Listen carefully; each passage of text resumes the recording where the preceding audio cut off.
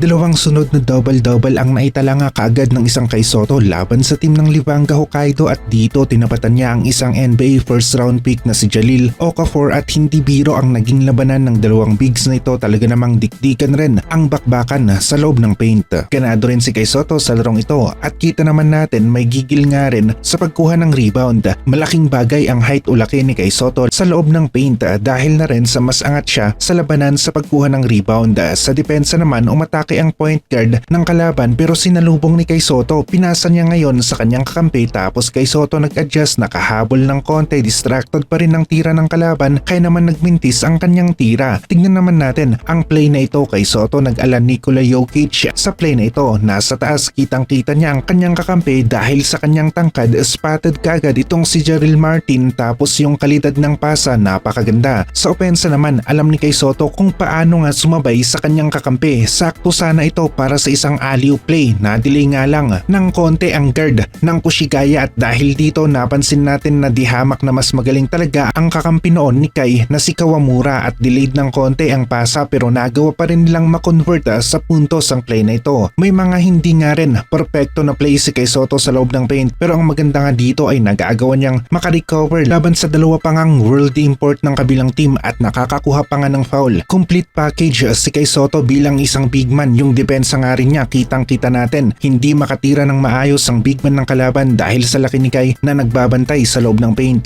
Isa pa sa talaga namang nakita natin sa laro ni Kai Sotto ay ang kanyang mid-range. Mataas ang percentage niya dito at hindi lamang inside play sa opensa ang kalakasan ng isang Kai Sotto. Ito naman yung play na kung saan nakapagpakita nga si Kai ng lakas laban sa big man ng kalaban. Isang power dribble, bangga sa defender, nagkaroon si Kai Sotto ng espasyo, nakawala sa depensa at sinalpak ang bola sa ring. Hindi naman basta-basta magpapatalo ang mga world imports, kilala ang lakas nila, mas malaki ang sahod nila kaysa sa mga Asian imports kaya naman talaga nga rin na pinapahirapan nila si Kai Sotto sa loob ng paint pero kita naman natin bakbakan sa ilalim. Kai Sotto pa rin ang lumalabas na lamang kontra sa karamihan ng mga world imports dito sa Japan B1 B-League. Maasahan mo talaga ang isang Kai Sotto lalong-lalo na sa depensa, nagagawa niyang masabayan ang sinumang player na umaatake sa loob ng paint at gaya nga dito good defense na naman ang ipinakita ng isang Kai. Footwork at laki ang ginamit ni Kai, konting big man moves bago ang spin move tapos noong umangat na si Kai Sotto merong forward motion ang defender niya. Kitang kita na okupado yung landing spot ni Kai Sotto at dapat talaga end one ang play na ito. Pasok ang tira ni Kai gamit ang kanyang soft touch kapag malapit siya sa basket.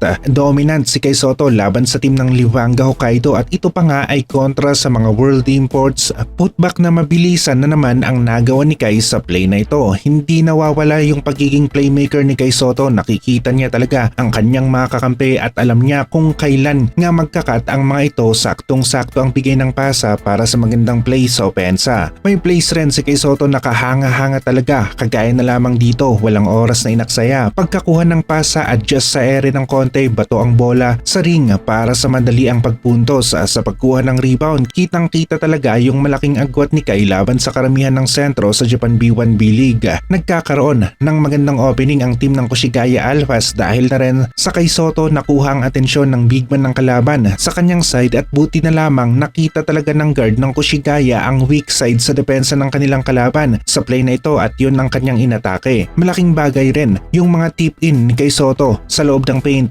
rebound na nga, puntos pa. Sa haba ni Kai Sotto hindi mo nga rin basta-basta na lamang maiiskuran ng harap-harapan. Isang malaking advantage si Kai sa loob ng paint lalong-lalo na kung kasing lakas rin niya ang kanyang kakampi na naglalaro nga rin sa 4 at 5 position. Huwag rin natin kalimutan na meron pang ang floater si Kai pang malapitang opensa ni Kai Sotto at hindi lamang mid-range, tip-in, dunk ang kaya niyang gawin. Sa lapit ng kalaban, sa ring, nagmimintis pa talaga sila kung Kai Sotto ang nagbabantay. Sa ilalim, complete dominance ang nagawa ni Kai nang magkasunod laban sa team ng Livanga. Double-double ang kanyang nagawa. Pabonus pa yung mga ganitong klaseng play ni Kai Sotto, parang may mata sa kanyang likuran, kitang-kitang kanyang kakampi, maganda ang pasa, puntos para sa kanila. Pang-highlight pa nga ang nagawa ni Kai sa play na ito. Mid-range ng isang 7-3, isa ito sa kalakasan ni Kai tapos iniwan pa na libre. Ganito talaga ang magiging resulta, puntos para kay Kai. Minsan may magandang pasa rin ang kakampi ni Kai sa kanya at kung ganito nga kaswabe ang bigay ng bola, Kai Sotto naman isang monster slam ang kayang bitawan sa loob ng paint,